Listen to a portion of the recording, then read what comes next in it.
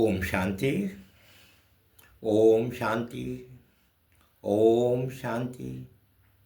आज 3 अप्रैल 2026 प्रातः मुरली ओम शांति बाप दादा। सुनते हैं बाबा से मीठे मीठे मधुर महावाक्य। बाबा कहते, मीठे बच्चे, बाप रास्तमान रहम दिल बन अनेकों को रास्ता बताओ। जो बच्चे दिन रात सर्विस में लगे रहते हैं वही बहादुर हैं। बाबा कहते, मीठे बच्चे, बाप समान रहम दिल बन अनेकों को रास्ता बताओ। जो बच्चे दिन रात सर्विस में लगे रहते हैं वही बहादुर हैं। प्रश्न है, ऊंची तकदीर का मुख्य आधार किस बात पर है? ऊंची तकदीर का मुख्य आधार किस बात पर है? तो उत्तर में बाबा कहते, याद की यात्रा पर। जितना जो याद करता है उतनी ऊंची तकदीर बनाता है। शरीर निर्वाह अर्थ कर्म करते, बाप और बच्चे को याद करते रहो तो तकदीर ऊंची बनती रहेगी। गीत है, तकदीर जगाकर आई हूं। ओम शांति। बच्चे जब पैदा होते हैं तो अपने साथ कर्मानुसार तकदीर ले आते हैं। कोई साहूकार पास, कोई गरीब के पास जन्म लेते हैं। बाप भी समझते हैं कि वारिस आया है। जैसे जैसे दान पुण्य किया है उस अनुसार जन्म मिलता है। अब तुम मीठे मीठे सिकेले थे बच्चों का। बच्चों को कल्प बाद फिर से बाप ने आकर समझाया है। बच्चे भी जानते हैं कि हम अपनी तकदीर ले आए हैं। स्वर्ग की बादशाही की तकदीर ले आए हैं। जिन्होंने अच्छी तरह से जाना है और बाप को याद कर रहे हैं, याद के साथ तकदीर का कनेक्शन है। जन्म दिया है तो बाप की याद भी होनी चाहिए। जितना याद करेंगे उतनी तकदीर ऊंची रहेगी। कितनी सहज बात है। सेकंड में जीवन मुक्ति मिल जाती है। तुम आए हो सुख धाम की तकदीर प्राप्त करने। अभी हर एक पुरुषार्थ कर रहे हैं। हर एक अपने को देख रहे हैं कि हम कैसे पुरुषार्थ कर रहे हैं। जैसे मम्मा बाबा और सर्विसेबल बच्चे पुरुषार्थ करते हैं, उनको फॉलो करना चाहिए। सबको बाप का परिचय देना चाहिए। बाप का परिचय दिया तो रचना के आदि मध्य अंत का भी आ जाएगा। ऋषि मुनि आदि कोई भी रचना और रचना के आदि मध्य अंत का नॉलेज दे नहीं सकते। अभी तुम्हारी बुद्धि में सारा चक्र स्मृति में रहता है। दुनिया में कोई भी बाप और बच्चे को नहीं जानते। तुम बच्चे अब बाप को और अपनी तकदीर को जानते हो। अब बाप का को याद करना है। शरीर निर्वाह अर्थ कर्म भी करना है। घर बार भी संभालना है। कोई निर्बंधन है तो वह अच्छी सर्विस कर सकते हैं।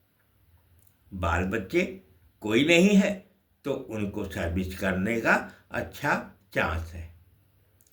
स्त्री को पति व बच्चों को बंधन होता है। अगर बच्चे नहीं हैं तो बंधन मुक्त ठहरे ना। वह जैसे वानप्रस्थी हो गए। फिर मुक्ति धाम में जाने के लिए संग चाहिए। भक्ति मार्ग में तो संग मिलता है साधुओं आदि का, निर्वृत्ति मार्ग वालों का। वह निर्वृत्ति मार्ग वाले प्रवृत्ति मार्ग का वर्षा दिला ना सके। तुम बच्चे ही दिला सकते हो। तुमको बाप ने रास्ता बताया है।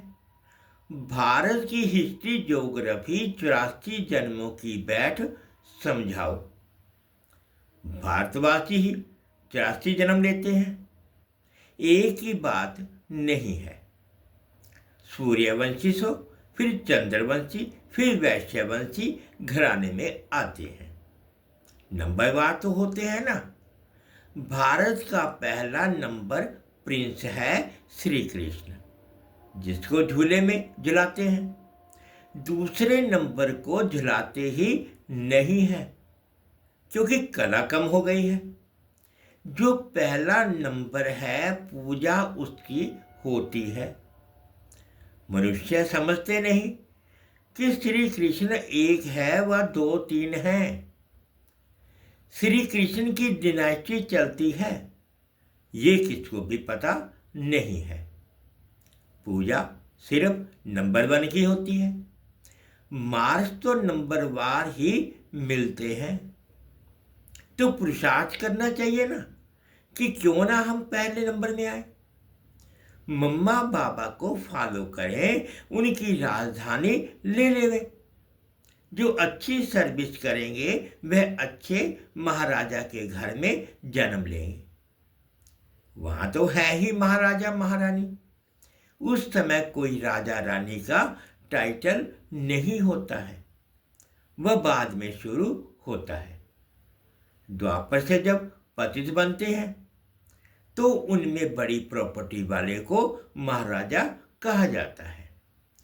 फिर राजा का लक़ब कम हो जाता है।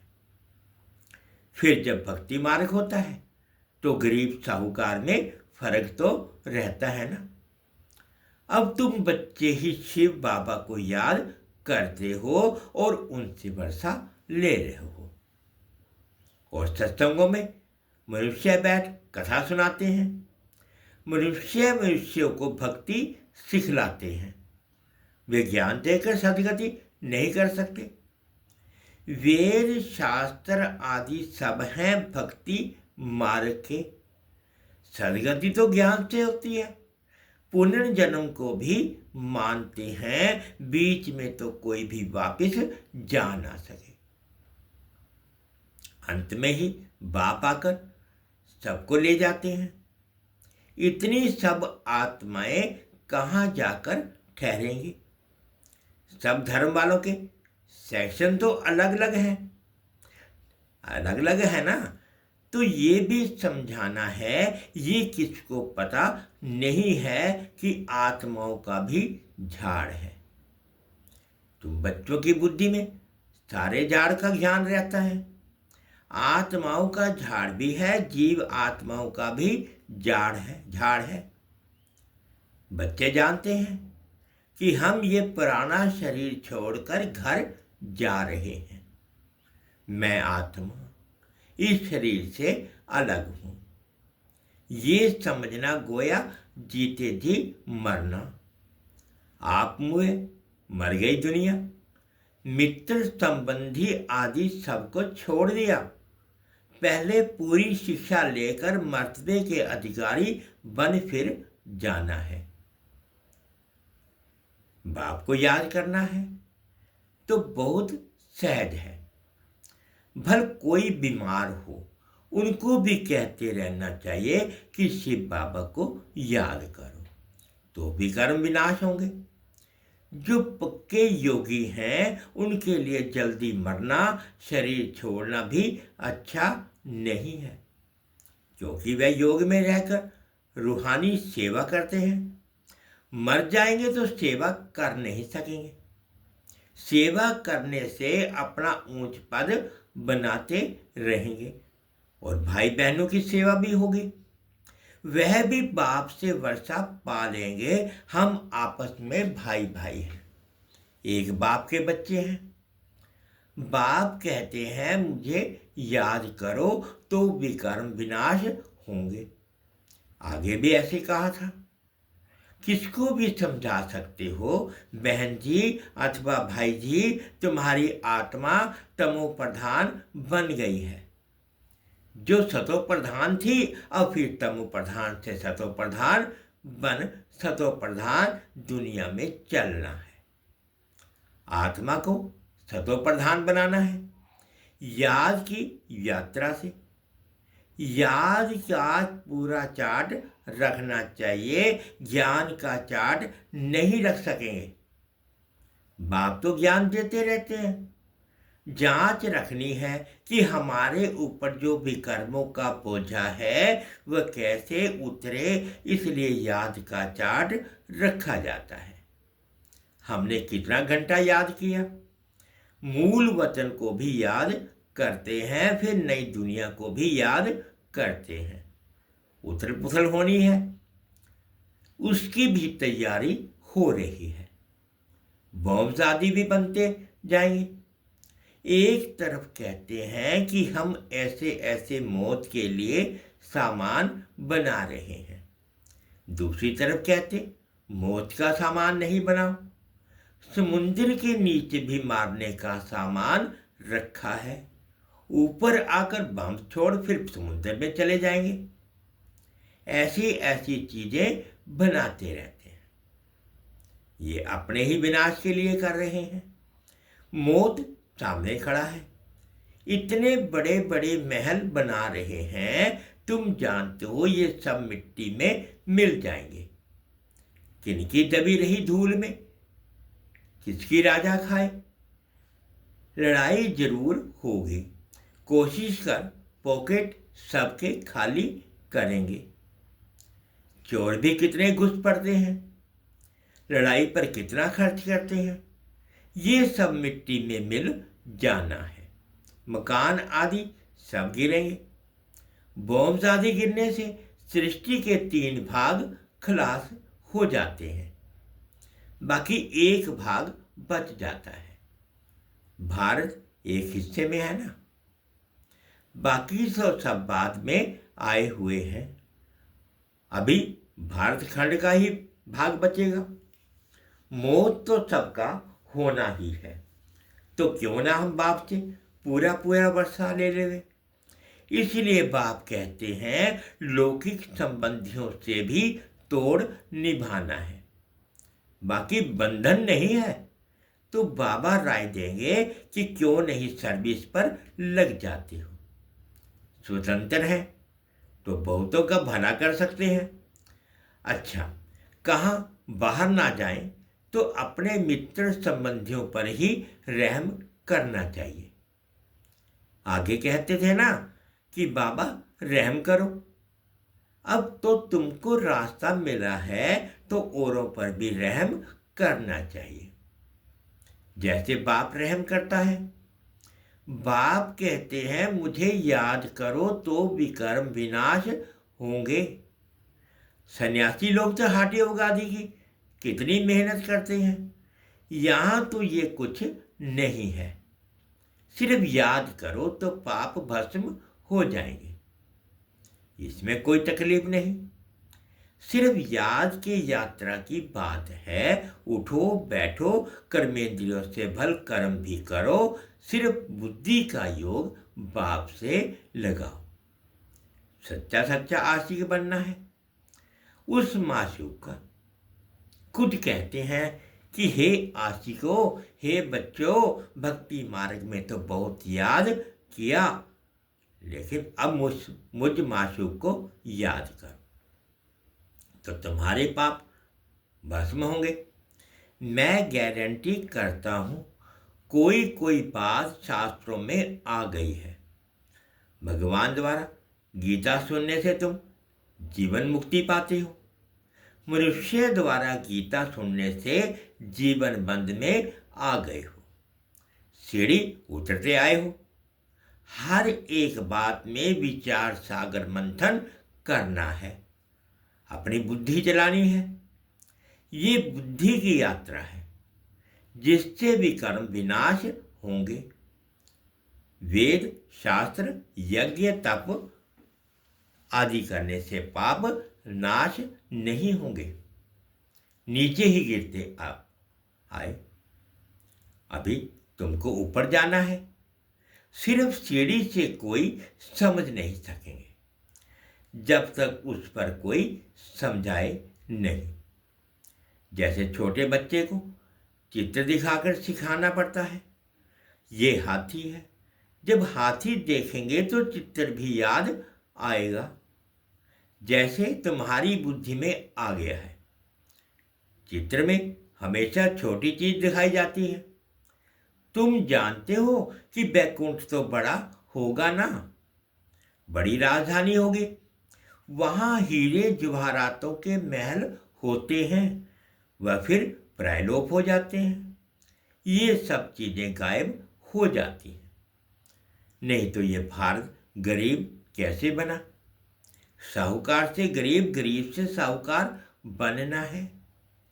ये ड्रामा बनाया है, इसलिए सीढ़ी पर समझाया जाता है।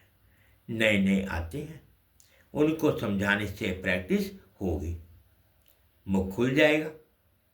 सर्विस लायक बच्चों को बनाया जाता है।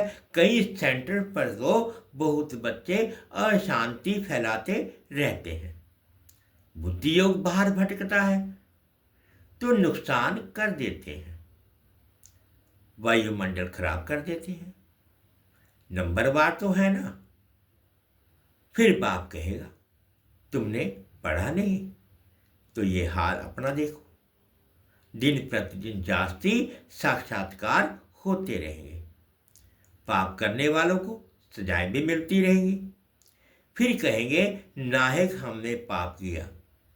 बाप को सुनाकर प्रायश्चित करने से कुछ कम हो सकता है, नहीं तो वृद्धि होती रहेगी।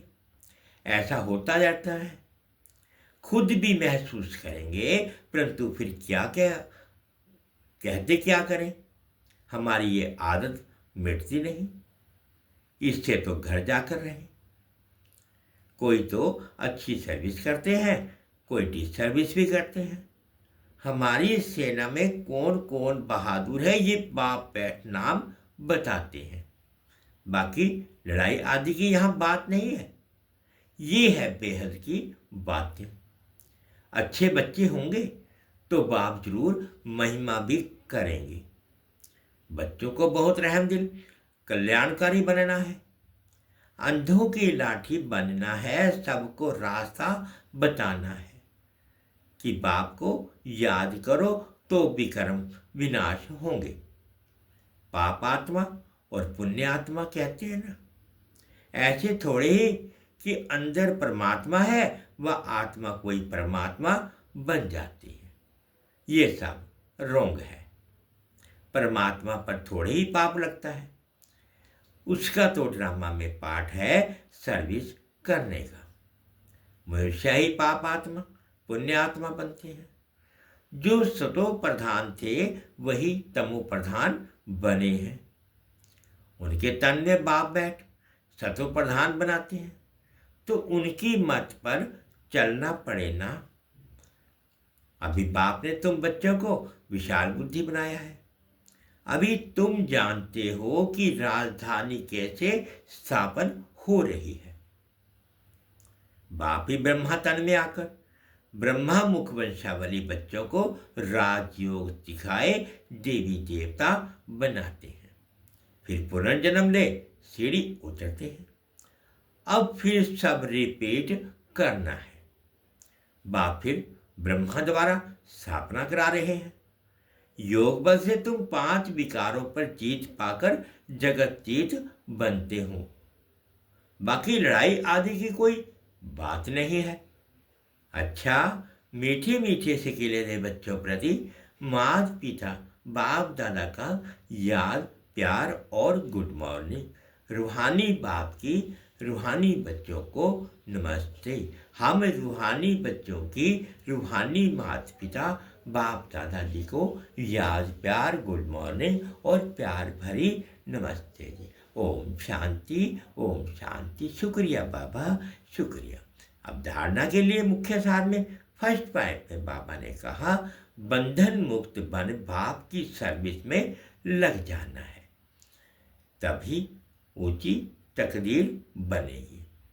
रहमदिल बन अनेकों को रास्ता बताना है, अंधों की लाठी बनना है। सेकंड पॉइंट में बाबा ने कहा, इस शरीर से ममत्व निकाल जीते जी मरना है, क्योंकि अब वापिस घर जाना है। वापिस बीमारी में भी एक बाप की याद रहे तो भी कर्म विनाश हो जाएंगे। पहला था बाप बंधन मुक्त बन बाप की सर्विस में लग जाना है, तब ही ऊंची तकदीर बनेगी। रहमदिल बन अनेकों को रास्ता बताना है, अंधों की लाठी बनना है। सेकंड पॉइंट में बाबा ने कहा, इस शरीर से ममत्व निकाल जीते जी मरना है, क्योंकि अब वापिस घर जाना है। बीमारी में भी एक बाप की याद रहे तो भी कर्म विनाश हो जाएंगे। आज बाबा ने मीठा मीठा प्रदान दिया। अनुभव करें, कल्याण की भावना द्वारा हर आत्मा के संस्कारों को परिवर्तन करने वाले निश्चय बुद्धि भव। कल्याण की भावना द्वारा हर आत्मा के संस्कारों को परिवर्तन करने के वाले निश्चय बुद्धि भव।